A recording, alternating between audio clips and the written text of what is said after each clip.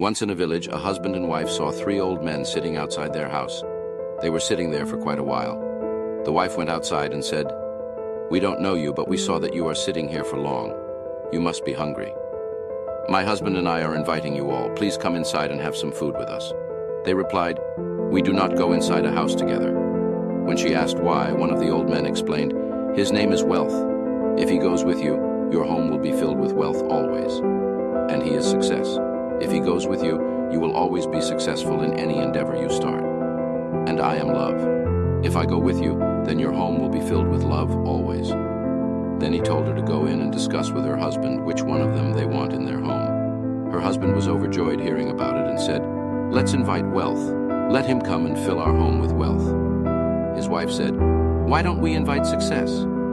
After some discussions, the wife went out and said, "Which one of you is Love? Please come in and be our guest." Love got up and started walking toward the house. Just then the other two also got up and started following him. The woman asked, "You said you cannot all can come together. Why are you all coming in?" The old men replied, "If you had invited Wealth or Success, then the other two would have stayed outside.